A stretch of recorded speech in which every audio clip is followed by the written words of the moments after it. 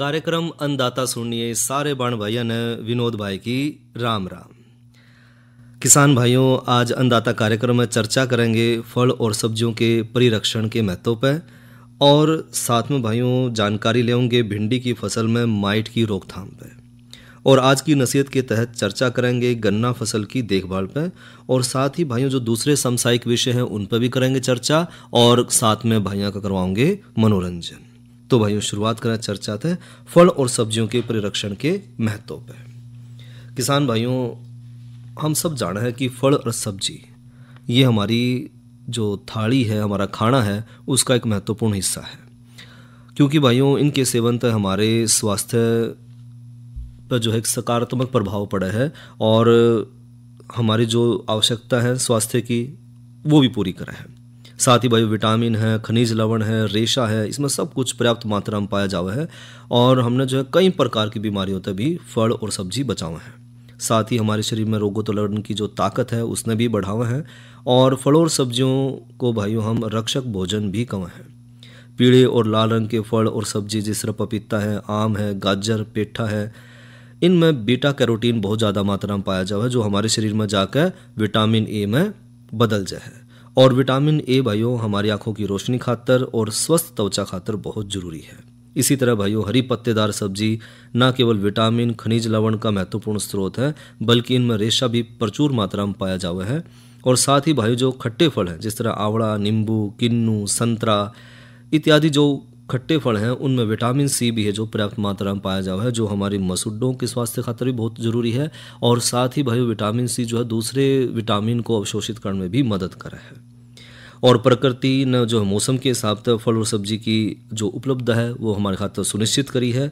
और गर्मी के मौसम में भाइयों पानी की हमारे शरीर में ज़्यादा जरूरत हो है, इसलिए भाइयों प्रकृति ने इस मौसम में इनकी गर्मी के मौसम में ऐसे फल और सब्जी दी हैं जिनमें पानी की मात्रा ज़्यादा हो है।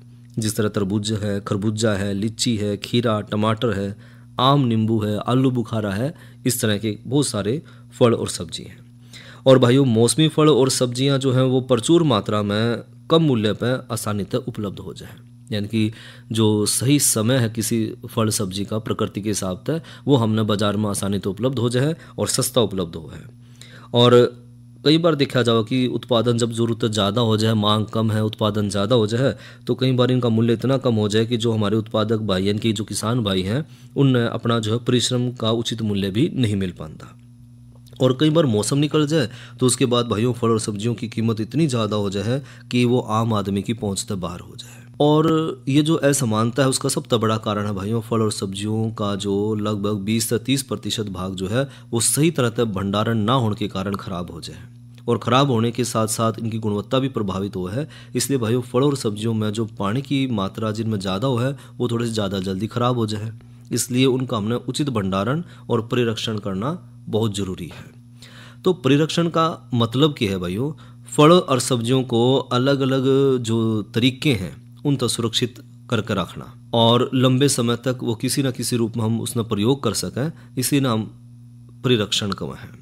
जिस तरह अचार हो गया, जैम है, सॉस है, चटनी है, मुरब्बा है, शरबत है, कैंडी है या स्क्वैश है, इस तरह उन्हें हम अलग अलग तरीके से परिरक्षित करके खाद्य पदार्थों में इस्तेमाल कर सके हैं। और जो घरेलू स्तर है उस पर तो फल और सब्जियों का परिरक्षण जो है हमने बहुत ज़्यादा लाभ दिया है। जिस तरह घर में तैयार किए गए जो पदार्थ हैं वो सस्ते पड़े हैं और जो है वो शुद्ध भी हुए हैं। साथ ही जो खेत हैं या जो हमारी गृह वाटिका है उस सब हमने पर्याप्त आवश्यकता अधिक अगर फल और सब्जी जो हमने मिल रहे हैं तो उन हम जैम में, चटनी में, अचार या मुरब्बा में बदल कर उन हम बाद में भी आसानी से इस्तेमाल कर सके हैं। और परिरक्षित खाद्य पदार्थ भाइयों हमारे भोजन की जो विभिन्नता है और साथ में जो पौष्टिकता है और स्वाद ने भी बढ़ाने का काम करा है। फल और सब्जियों का परिरक्षण करके इनके स्वाद का हम आनंद किसी भी रूप में किसी भी मौसम में ले सके हैं। और परिरक्षित फल हैं और जो सब्जी हैं भाइयों वो कम जगह गे रहे हैं तो इन हम आसानी तक एक जगह तो दूसरी जगह लेकर या लाया भी जा सके और ले जाया भी जा सके है।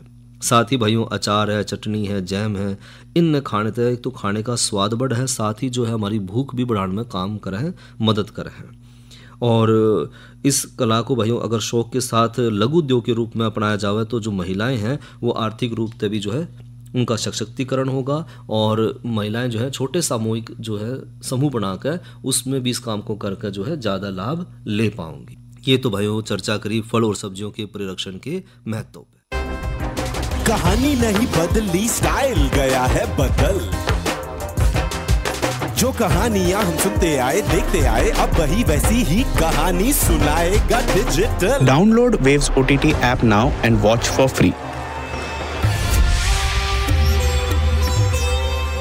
और भाइयों खेती बाड़ी में मौसम का एक बहुत बड़ा महत्व है। और अगर मौसम की बात करें तो भाइयों आज का अधिकतम तापमान रहा 31 डिग्री सेंटीग्रेड और न्यूनतम तापमान रहा 27 डिग्री सेंटीग्रेड।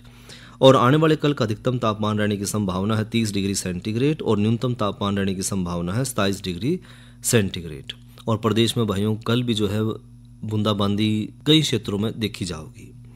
और बात करें भाइयों कल के कृषि कार्यक्रम के विषय की, तो कल कार्यक्रम में चर्चा करेंगे नई फसल नई उमंग के तहत बेल वाली सब्जियों की कीड़ों से रक्षा और अन्य देखभाल पर।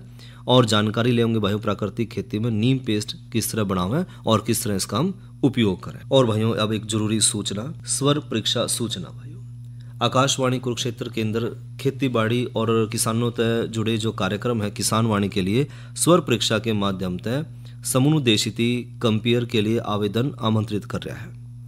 और स्वर परीक्षा देने खातिर भाइयों कुछ योग्यताएं जरूरी है, जिस तरह एक तो प्रार्थी की आयु न्यूनतम 20 साल और ज़्यादा से ज़्यादा 50 साल होनी चाहिए। साथ ही भाइयों प्रार्थी जो है वो कुरुक्षेत्र नगर पालिका का निवासी हो और प्रार्थी किसी मान्यता प्राप्त विश्वविद्यालय से स्नातक होना चाहिए। साथ ही भाइयों प्रार्थी जो है वो हरियाणवी बोलन में निपुण हो और प्रार्थी ने कंप्यूटर का भी ज्ञान होना जरूरी है। हरियाणा से संबंधित खेती बाड़ी है, कृषि है, उसका ज्ञान रखने वाले प्रार्थी को ही प्राथमिकता दी जाएगी। और इस संबंध में भाइयों ये भी स्पष्ट किया जावा है कि यह प्रक्रिया जो है किसी नियमित रोजगार के लिए नहीं और ना ही होगी। सफल उम्मीदवार को पैनल में शामिल किए जाने पर उन्हें सिर्फ और सिर्फ जब जैसी जरूरत होगी उसके आधार पर कार्यक्रम में प्रस्ताव दिया जा सकेगा। और आवेदन पत्र भाइयों किसी भी कार्य दिवस पर आकाशवाणी कुरुक्षेत्र कार्यालय तक प्राप्त करे जा सके हैं। आवेदन की अंतिम तिथि है 13 अगस्त 2025। और इब करवाऊं भैया का मनोरंजन, सुनिए लोकगीत।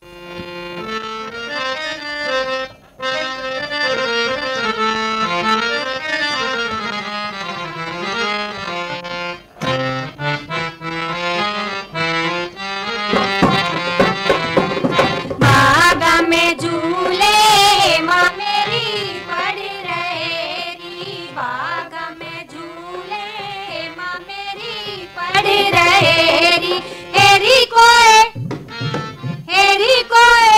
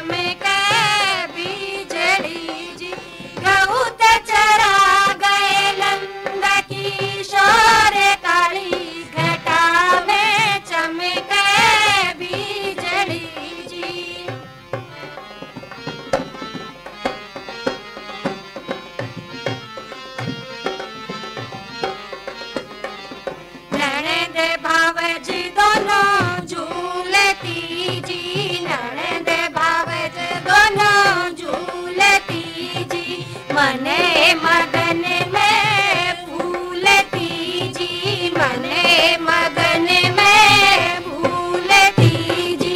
भावजना भावजना भावजना मारे पियर की गोरे काली घटा में चमके बिजली जी।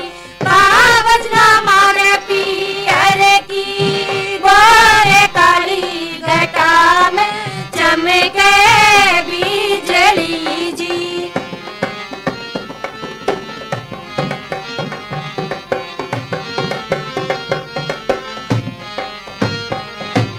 नगर हिंडोले गढ़ रहे जी, नगर हिंडोले गढ़ रहे जी। बाग में झूले घल रहे जी, बाग में झूले घल रहे जी। सखिया सखिया सखिया गाँव गीत मलार काली घटा में चमके बिजली जी। सखिया गाँव गीत मलार काली घटा में चमके बिजली जी। बाग में झूले हेमा मेरी पड़ रहे जी, बाग में झूले हेमा मेरी पड़ रहे। हेरी कोए हेरी कोए हेरी कोए उठी सामण की लार काली घटा में चमके बीज। ये तो सुना भाई ना लोकगीत। जानकारी लेवा भिंडी की फसल में माइट की रोकथाम पे। किसान भाइयों, भिंडी ने नुकसान जो पहुंचाने वाला लाल रंग का जो माइट है, ये जो बाकी दूसरे कीट हैं उन जैसा ही देखने में दिखा है। और इनमें 8 पैर यानी कि 4 जोड़ी पैरों हैं और माइट का जो शरीर है वो 2 हिस्सों में बटा हुआ है, एक सिर वाला हिस्सा और दूसरा उसके पेट वाला हिस्सा। और इनका रंग भाइयों भूरा लाल हो है और माइट के ऊपर वाले जो भाग है उसमें ज़्यादातर 2 गाढ़े रंग के धब्बे देखने मिला है। और जब तापमान बढ़े तो माइट की जो संख्या वो तेजी से बढ़नी शुरू हो जाए। अंडे ज़्यादातर भाइयों सफ़ेद रंग के हो हैं जो बाद में पीले हो जाए हैं। और लार्वा भाइयों जिसके 6 पैरों हैं बाद में जो नीमफ में परिवर्तित हो जाए है और इसमें भाइयों 8 पैर फिर बन जाए हैं। ये पीला पल्लियों हैं और नीमफ बाद में वयस्क बन जाए है। और वयस्क बनने के बाद भाइयों जब गर्म और शुष्क मौसम हो है तो इसमें जो इसका जीवन चक्कर बड़ी जल्दी जल्दी चल रहा है। और इस तरह भाइयों एक ही फसल पर कई पीढ़ी तक यो अपना गुजारा कर ले है। और अंडे भाइयों जो है ये माइट है ठंडे मौसम में मादा जो है इनकी वो सुप्त अवस्था में चली जाए है और जैसे मौसम गर्म हो भाइयों ये एकदम तय फिर जो है सक्रिय हो जाए है। नुकसान की बात करें तो भाइयों लाल जो माइट है उसने भिंडी की फसल में हर साल लगभग 20 से 25% तक फसल में नुकसान हुआ है।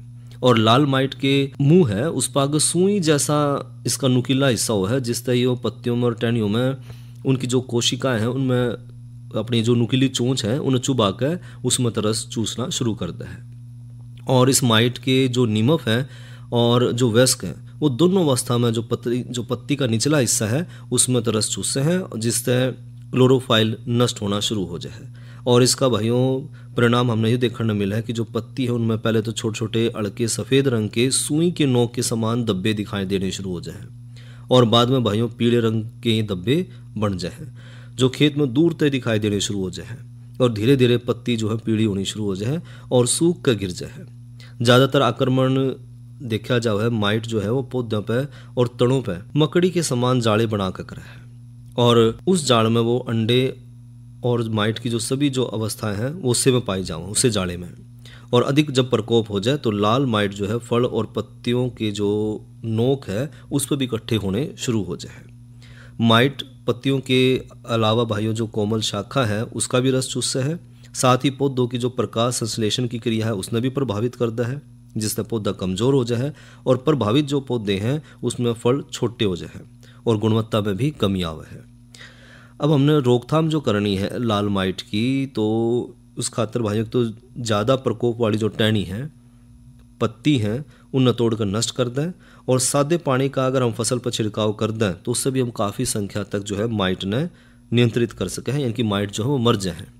साथ ही भाइयों फसल कटाई के बाद जो खरपतवार है और जो फसल अवशेष हैं उन्हें इकट्ठा करके जरूर जला दें, या जो उसने खेत तक बाहर कितने दूर जगह पर दाब दें।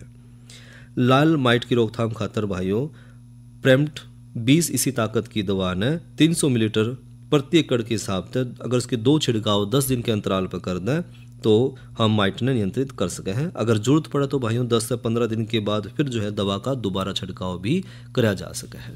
तो इस तरह भाई जो भिंडी की फसल है उसमें हम माइट की रोकथाम कर पाएंगे। और भाइयों अब चर्चा करें आज की नसीहत के तहत गन्ना फसल की देखभाल। किसान भाइयों अपने हरियाणा प्रदेश में गन्ना एक मुख्य नकदी फसल है और लगभग 1,17,000 हेक्टेयर क्षेत्रफल में उगाई जावा है। और गन्ने में भाइयों बिजाई तक कटाई तक बहुत सारे कीटों के आक्रमण यानी कि कई तरह की जो भारी नुकसान हम फसल में देखे हैं। और किसान भाइयों खातर गन्ने की फसल में जो अलग अलग हानिकारक कीट हैं जो नुकसान पहुंचा रहे हैं, उनके लक्षण क्या हैं, उनका प्रबंधन उन्हें किस तरह करना है, इन सब की जानकारी होना बहुत ज़रूरी है। तो बात करें भाइयों दीमक की। इस कीट के जो मटमैले भूरे रंग के पंख रहित जो प्रौढ़ और बच्चे हैं वो मिट्टी में सुरंग अथवा जो बाम्बी है वो बनाकर हुए हैं। और बिजाई के तुरंत बाद ही भाइयों दीमक के जो वर्कर हैं, जो कर्मठ हैं, वो बीज की आँखों और सिरों पर आक्रमण करके उन्हें खोखला करते हैं। और फुटाव के बाद भाइयों दीमक जो है पौधे के जो जमीन के अंदर वाला भाग है उन्हें खाना शुरू कर दे है, जिससे पौधा सूख जाए। जब हम जमीन पर पौधे ने खींचें तो आसानी तो पौधा जब मिट्टी में तो बाहर निकल कर आ जाए। और बरसात के बाद भाइयों गन्ना फसल पर आक्रमण तय पीले जो पत्ते हैं वो पीले पड़कर सूख जाए और बाद में भाइयों पूरा गन्ना ही सूख कर गिर जाए और गन्ने की जो पोरी है वो खोखली हो जाए। और जड़ की तरफ तय अगर इसमें देखेंगे तो इसमें मिट्टी भरी मिलेगी और इनका हल्का असर जो है, इनका जो अम्ला है वो अक्सर जो है गर्म शुष्क और रेतीले इलाकों में ज़्यादा देखा जावा है। कच्ची गोबर की खाद के प्रयोग तय और खेत में भाइयों फसल अवशेष छोड़न तय दीमक जो है खेतों तक पहुँच कर खेत ने और गन्ने की फसल ने बहुत ज़्यादा नुकसान पहुँचाता है। इसलिए भाइयों तो गली सड़ी गोबर की खाद का इस्तेमाल करें, कच्ची गोबर की खाद का इस्तेमाल ना करें। और जो पिछली फसल के अवशेष हैं उन खेत तक बाहर पहला निकाल कर उसके बाद ही गन्ने की फसल लेवा। गन्ने की फसल में भाइयों जो दूसरा समस्या देखी जाओ है सफ़ेद लट। सफ़ेद लट का आक्रमण भाइयों रेतीली ज़मीनों में जुलाई तक अक्टूबर के महीने में ज़्यादा देखा जावा है। और मानसून की पहली बारिश के बाद इस कीट के प्रकोप जो है और इसका जो प्रौढ़ है वो रात में ज़मीन से निकल कर खेतों के आसपास लगे हुए जो बेर के, जामुन के, नीम के पेड़ है उन पर बैठ जाए। और मादा कीट भाइयों ज़मीन में अंडे दे हुए है, जिससे जो सुंडी निकला है वो सी आकार की हो है, जो गन्ने ने ज़मीन के अंदर के भाग ने खा कर फसल ने नुकसान पहुँचावे हैं। और ऐसे पौधे भाइयों फिर सूख कर गिर जाए हैं और इस कीट की पूरे साल में एक पीढ़ी ही रवे है। इसी तरह भाइयों कंसुआ, इसके प्रौढ़ मटमैले भूरे रंग के और तितली नुमा दिखाई देवे हैं। मादा तितली जो है वो पत्तियों की निचली सतह पर रहकर समूह में भूरे सफ़ेद रंग के अंडे देंदी रहे हैं, जिससे निकलने वाली जो सुंडी हैं उनके शरीर पर लंबाई के बल 5 गहरी धारी दिखाई देवे हैं। और सुंडियाँ भाइयों ज़मीन की सतह से थोड़ा सा नीचे जाकर तने में घुस कर पौधे ने खाना शुरू करता है, जिसके कारण भाइयों पौधे की गोब मर जाए और सूखी जो गोब है वो खींचण पर आसानी से बाहर आ जाए और इसमें भाइयों शराब जैसी दुर्गंध भी आनी शुरू हो जाए।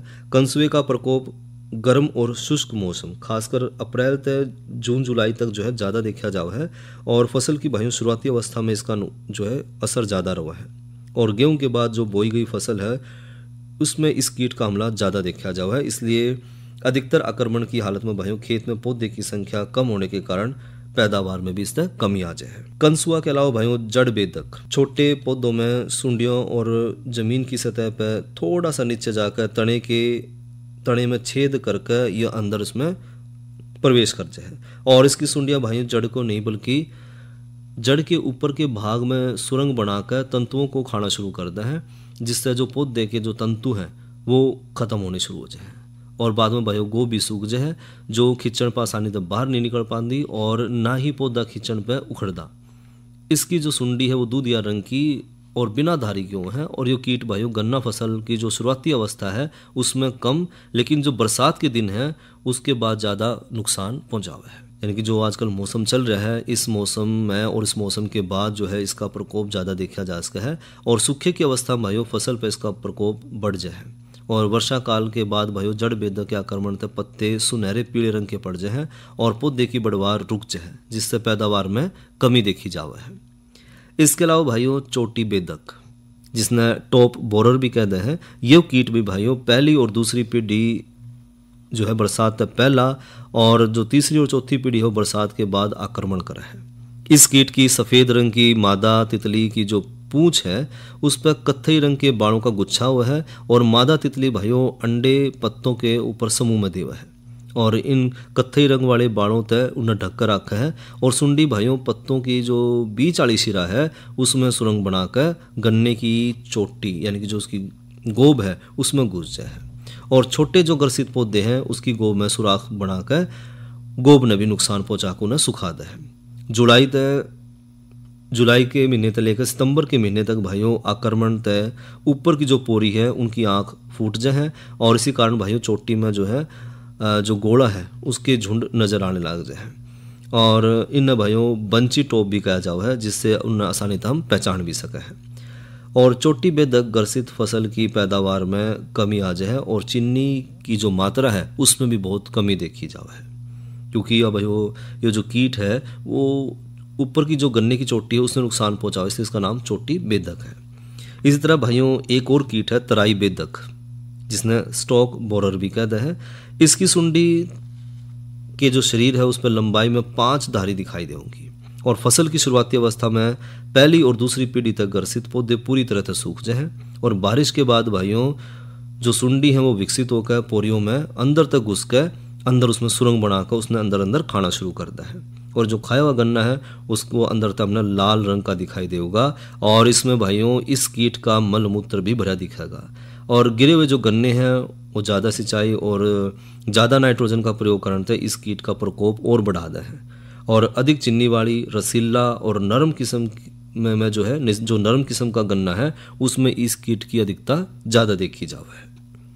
इसके अलावा भाइयों काली कीड़ी, ये भी बहुत गन्ने की फसल में नुकसान पहुंचावा है। इसके प्रौढ़ भाइयों छोटे काले रंग के और पंखों वाले हैं, जबकि जो शिशु हैं वो गुलाबी और काले रंग के और बिना पंख वाले हैं। यो भी भाइयों गोब के अंदर छुप कर रस चूसते हैं, जिस कारण भाइयों पत्ते पीले पड़ जाए और उन पर आँख जैसे लाल धब्बे दिखाई देने शुरू हो जाए। इसका प्रकोप ज़्यादातर गर्मी और शुष्क मौसम में मोटी फसल पर ज़्यादा देखा जाता है और जो प्रभावित फसल है भाइयों उसकी बढ़वार में कमी आ जाए और देखने में ऐसा लगा है कि जिस तरह फसल में भाइयों नाइट्रोजन की कमी आ गई है। और मोटी फसल में भाइयों समय पर रोकथाम न होने के कारण फसल में यो कीट जो है बोडल फसल पर भी चला जावा है। इसके अलावा भाइयों पायरिल्ला, ये कीट भी भाइयों गन्ना फसल ने बहुत नुकसान पहुंचावा है। पायरिल्ला जिसे अड़ या फड़का भी कहते हैं और हर 5-7 साल में महामारी के रूप में यो हमला करे है। इसके प्रौढ़ भाइयों भूसर रंग के और नुकीले सिर वाले हुए हैं। मादा अड़ जो है वो पत्तों पर समूह के रूप में अड़ के हरे और सफ़ेद रंग के अंडे दे हुए हैं और लाइनों में ही रहे हैं। अंडे समूह सफ़ेद बालों तक ढके रहे हैं, जिससे शिशु भूरे और सफ़ेद रंग की वजह है और इनकी पीठ के पीछे भाइयों 2 धागे नुमा पूंछ नुमा जो है लंबे दिखाई दे रहे हैं। और प्रौढ़ और बच्चे भाइयों दोनों ही पत्तों का रस चूसते हैं, जिससे पत्ते पीले पड़ जाए और बाद में सूख जाए। यो कीट भाइयों मलमूत्र के रूप में भी एक चिपचिपा सा पदार्थ छोड़ है, जिससे पत्ते पर चिपक जाए और इस रस का पे भाइयों काली जो फफूंदी है वो बाद में जमा होनी शुरू हो जाए और पत्ते ने पूरी तरह से ढक ले है, जिससे प्रकाश संश्लेषण की जो प्रक्रिया है वह बाधित हो जाए। सूरज की जो धूप है वो सीधी पत्ते पर नहीं आ पाती और पायरिल्ला का अधिक हमला होने पर भाइयों गन्ने की जो बढ़वार है वो रुक जाए, जिससे गन्ना सूख जाए और गन्ने में भाइयों चीनी की मात्रा भी कम हो जाए। इसी के साथ भाइयों सफ़ेद मक्खी भी जो है वो गन्ने की फसल ने नुकसान पहुंचावा है। ये कीट भाइयों अगस्त अक्टूबर तक फसल पर आक्रमण कर है और सूखे और बाढ़ दोनों की अवस्था में भाइयों इसका प्रकोप ज़्यादा देखा जावा है और इनकी 2 जाति जो है गन्ने फसल ने ज़्यादा नुकसान पहुंचावा है। इसके अलावा भाइयों अष्टपदी यानी कि माइट, 8 टांगों वाली रेड माइट आँखों तक ज़्यादातर दिखाई नहीं देती क्योंकि बहुत छोटी है और ये पत्तों की निचली सतह पर जाड़े में पड़ है और इसके द्वारा भाइयों रस चूसने की वजह से पत्ते पर लाल लंबी धारी पड़ जाए और गन्ना फसल पर कदे कदे तो सूखे की अवस्था में भी जाड़े वाली या पीली अष्टपदी का भी आक्रमण देखा गया है। और इसका हमला भाइयों फसल पर बरसात और बरसात के बाद के मौसम में ज़्यादा देखा जावा है। और सूखे की अवस्था में भाइयों ये पत्तों की जो उल्टी तरफ है उसमें पत्ते की लंबाई के बल जो है लाइनों में छोटे छोटे जाड़े बनाकर उन पत्तों का रस चूसती रहो है। और जो ग्रसित फसल है भाइयों उसमें पत्तों पर सफ़ेद गोल गोल मोती के आकार के जो है धब्बे लंबाई के बल कतारा में दिखाई देंगे। और अधिक आक्रमण होने पर जो है पत्ता सूख जाए और फसल की जो बढ़वार है उसने नुकसान पहुंचा हुआ है।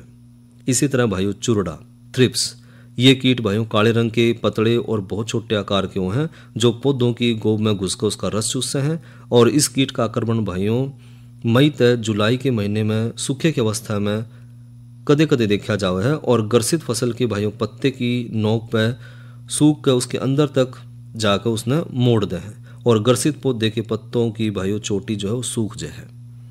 यह तो भाइयों ली जानकारी गन्ना फसल की देखभाल में।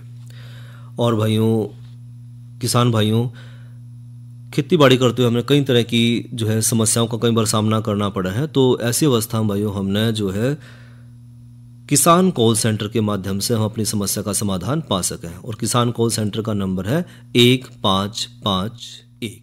और इसी के साथ भाइयों आज के अन्नदाता कार्यक्रम का समय यहीं तक। अपने भाई विनोद ने दो इजाजत। अच्छा भाइयों, राम राम।